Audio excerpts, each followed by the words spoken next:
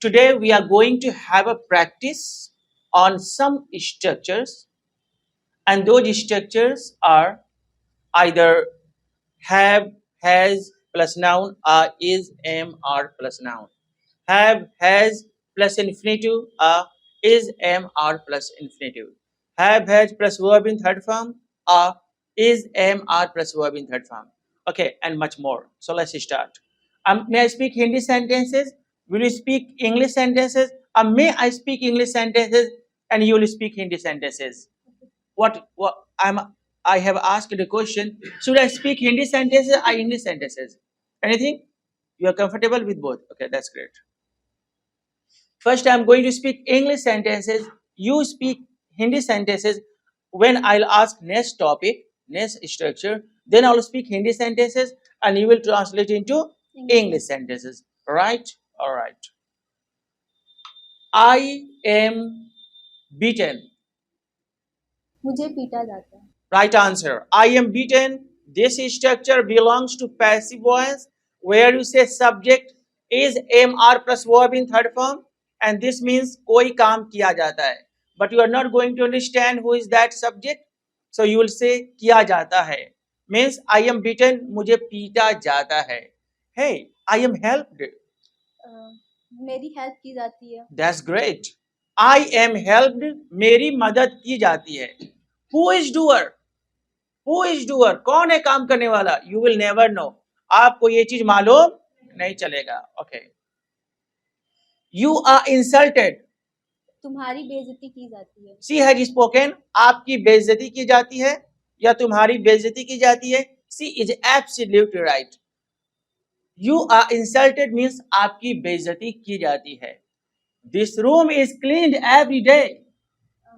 यह कमरा डेली साफ किया जाता है. यह कमरा रोज साफ किया जाता है. She is absolutely correct. Okay. I have cleaned this room. मैंने इस कमरा को साफ किया है.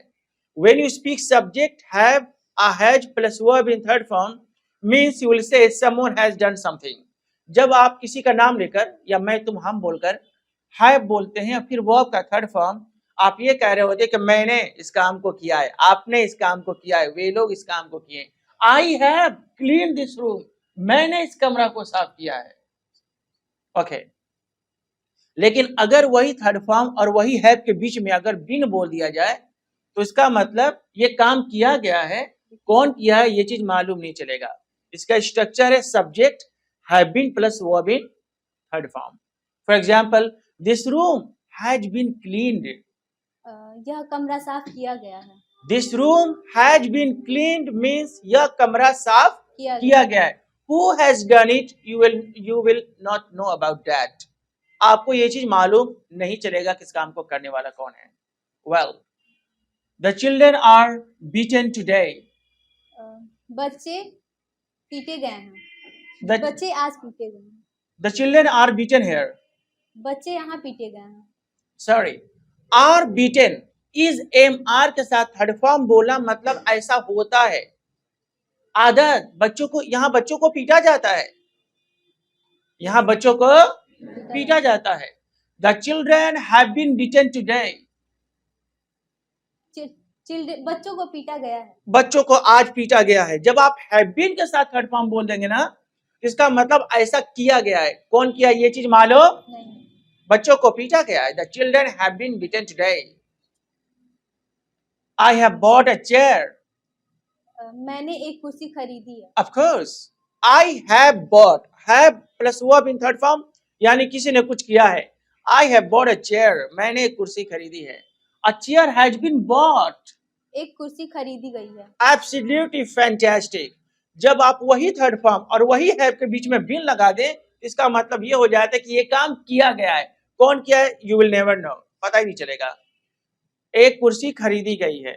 Well, lesson number 5 has been taught. Lesson number 5 पढ़ाया गया है. लेसन नंबर 5 पढ़ा दिया गया है. लेसन नंबर 5 पढ़ाया गया है. अब पढ़ा दिया गया है. Okay. Hey, I have taught lesson number 5. मैंने लेसन नंबर 5 पढ़ा दिया है. मैंने लेसन नंबर 5 पढ़ा है because I didn't use been. इस सेंटेंस में मैंने been नहीं बोला था ना. तो मैं काम करने वाला जाहिर हो जाएगा। मैंने लेसन नंबर 5 पढ़ाया है। Okay, you have paid fees. तुमने फीस जमा कर दी है। चूंकि मैं हैव के बाद डायरेक्ट बोल दिया थर्ड फॉर्म, इसका मतलब आपने इस काम को किया है, आपने फीस जमा किया है। But next, the fees has been paid. Fees जमा कर दिया गया है। जमा कर दिया गया है, फीस जमा कर दिया गया है, कोई काम हो गया है। That's great. I have to speak, now I am going to speak Hindi, you speak English. मुझे इंग्लिश बोलना पड़ता है। I have to speak English. You are absolutely correct, I have to speak English. इस तरह का सेंटेंस में क्या sense होता है? कब बोले आई have to plus verb in first form? Sir, जब हमें कोई काम मजबूरी में करना पड़ता है। इन्होंने कहा जब मैं कोई काम नहीं करना चाहती, जैसे कि ये पढ़ना नहीं चाहती, होमवर्क नहीं करना चाहती हैं, ग्रुप में नहीं बोलना चाहती हैं, लेकिन नहीं बोलने पर इनका पिटाई भी हो जाता है, घर वाले मारते भी हैं, तो इनको ऐसा करना पड़ता है।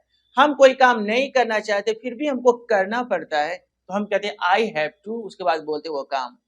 सामने वाले को ये मैं बता रहा होता हूँ कि देखो मैं ऐसा नहीं करना चाहता, लेकिन मुझे ऐसा करना पड़ता है। एक इंसान है, वकील है, कोई मान लीजिए कोई भी वो अपने प्रोफेशन में है, बहुत ज्यादा झूठ बोलता है। एक दिन साजिद कह रहे इतना झूठ मत बोलो, क्या तुमको मरना नहीं है? तो कह रहा है सही कह रहे हो, मैं झूठ नहीं बोलना चाहता, लेकिन क्या करूं, मुझे झूठ बोलना पड़ता है। अगर मैं सच बताऊं, सच बोलूं तो कोई क्लाइंट मेरे पास आएगा ही नहीं, तो मुझे झूठ बोलना पड़ता है। I have to plus infinitive to के साथ वर्ब का फर्स्ट फॉर्म। मुझे इंतजार करना पड़ता है। I have to wait. I have to wait, I have to wait. मुझे बर्दाश्त करना पड़ता है। I have to beer. Bear. पीती हो लेकिन मालूम नहीं है, छोड़ दी क्या आप? ओके, छोड़ दी। देखो सुबह का भूला शाम को घर आ जाए, उसे भूला नहीं कहते हैं। I have a camera. मेरे पास एक कैमरा है। मेरे पास एक कैमरा है। I have students. मेरे पास छात्र स्टूडेंट्स हैं, विद्यार्थी। मेरे पास विद्यार्थी। स्टूडेंट्स में कहने में कोई प्रॉब्लम नहीं थी। 19-20 का ही तो फर्क है। नहीं, 19-20 लाख जी, हिंदी और इंग्लिश। हाँ वही 19-20 का फर्क है। 19-20 लाख हिंदी और इंग्लिश। हाँ। कल की मार अभी कम थे क्या? ये बोलिए आज भी स्वागत कर दें। Okay okay. I have a car. मेरे पास एक कार है। I had a car. मेरे पास एक कार थी। ओके। I had patience. मेरे पास सब्र है। I had patience. I spoke. I had patience. मेरे पास सब्र थी। I have patience. मेरे पास सब्र है। मेरे पास सब्र है। That's great. Have you seat?